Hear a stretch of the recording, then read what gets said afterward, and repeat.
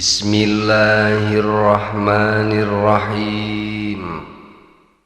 Al-babus salisa asyara, ari bab anu ka-13 dina kitab Tanqihul Qaul fi fadilatis saumi, eta tetep dina mertelakeun tentang kautamaan puasa.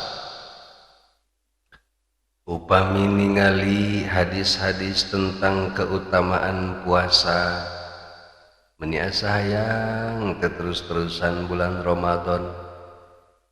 Tapi ninggang we datang bulan Ramadan, meni asa hayang buru-buru beres. Dasar teh bebas teh geuning hirup teh. Isuk-isuk nu biasa ngadaweung bari ngopi teu bisa bulan puasa mah. Tapi sok sanajan bari kitu ari pahalana mah hayang. Ngan lebah puasana sok loba nu arembung. Itu jadi jelema nu licik mah. Ari kuliahna hayang, ari gawena embung. Emang naon wae sih kautamaan anu parantos disadiakeun ku Allah pikeun jalma-jalma anu daek ngalaksanakeun puasa? Wabil khusus daek ngalaksanakeun puasa di bulan Ramadan. Qala Allah Ta'ala fima hakahu anhu nabiyyuhu sallallahu alaihi wasallam. Allah Subhanahu wa Ta'ala parantos berfirman tentang sesuatu anu dicarioskeun ka Kangjeng Nabi Muhammad sallallahu alaihi wasallam. Kullu hasanatin bi asyri amsalha ila sab'i mi'ati dhifin. Setiap satu kebaikan bakal diberikan pahala dengan 10 kebaikan anu sarua, bahkan bakal diberikan pahala sampai 700 kali lipat. Illa siyami, kecuali pahala jalma-jalma anu parwasa. Fa innahu li, karena ari puasa eta pikeun kaula saur Allah. Wa ana ajzi bihi, sareng ari kaula saur Allah eta anu bakal memberikan pahala ka jalma anu parwasa. Kada fil ihya'i, itulah anu disebutkeun dina kitab Ihya. Qala Nabiyyu sallallahu alaihi wasallam, parantos ngadawuh Kangjeng Nabi Muhammad sallallahu alaihi wasallam.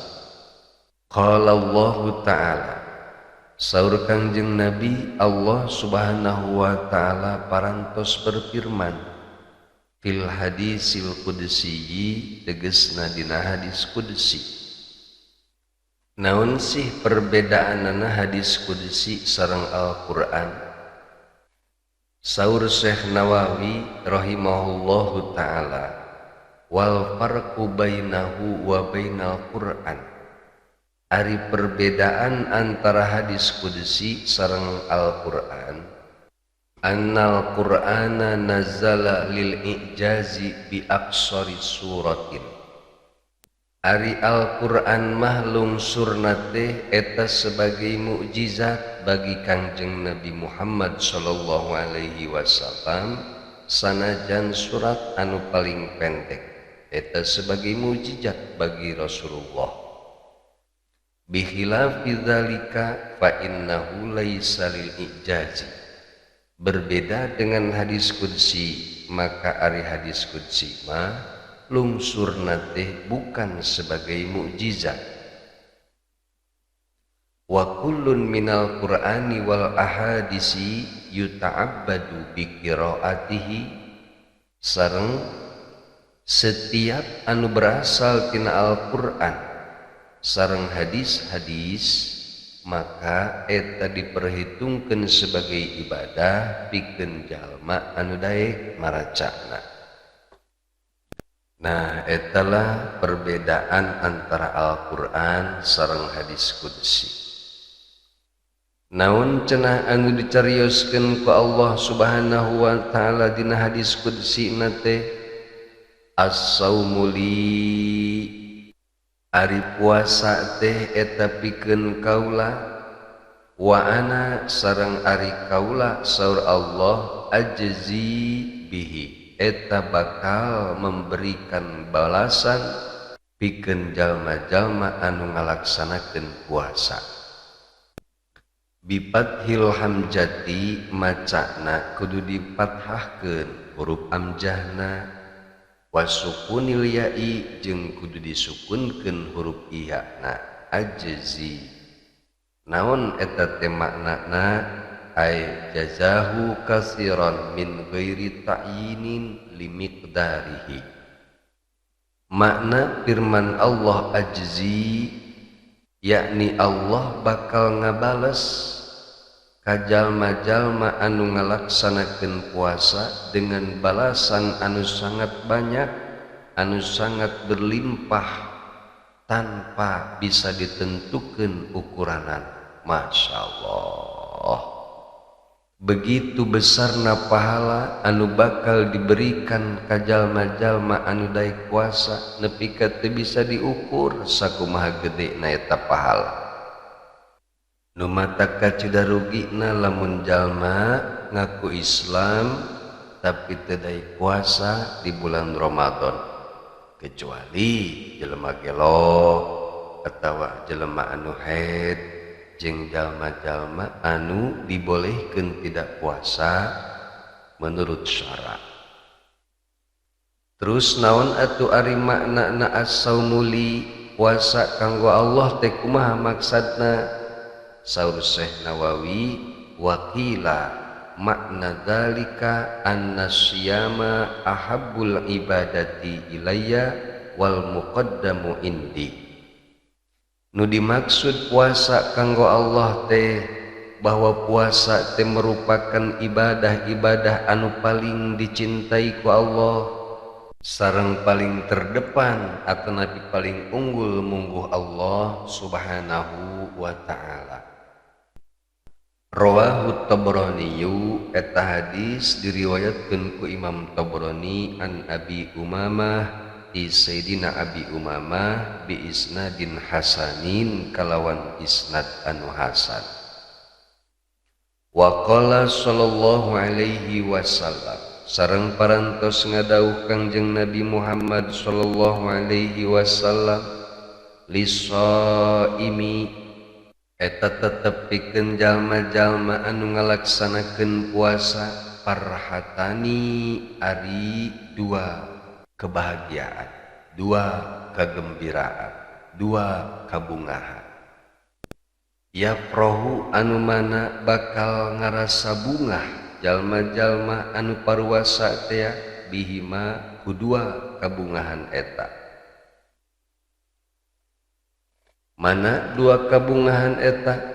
Farhatun inda iftarihi, kabungahan anu kahiji nyaeta ketika buka puasa. Pan keur buka puasa teh indahna luar biasa, nikmatna luar biasa urang teh. Kadang-kadang saking ku nikmatna buka puasa nepi ka poho salat maghrib kitu pan jelema nu teh eling mah. Naon sebabna jalma nu buka puasa kok bisa bungah? Ai bijawali ju'ihi tegesna bungah kusabab hilang rasa lapar, wa atshihi jeung bungah kusabab hilang rasa haus, hina ubihalahul fitru ketika dimenangkeun pikeun jalma anu puasa teh bararuka. Wakila sareng dicarioskeun ku sebagian pendapat inna farhahu bi fitrihi sanyanyana ari kabungahan kusabab berbuka puasa innama huwa min haitsu innahu tamamu saumihi wa khatimatu ibadatihi. Bungahna buka puasa teh teu aya sanes hanyalah kusabab buka puasa teh eta termasuk penyempurna puasa. Lumatak teu meunang lamun ngahaja teu buka, urang maresep keneh puasakeun bae batur babar ruka magrib urang moal buka teu meunang. Sebab buka puasa teh tamamu saumihi merupakan kesempurnaan ibadah puasa itu sendiri.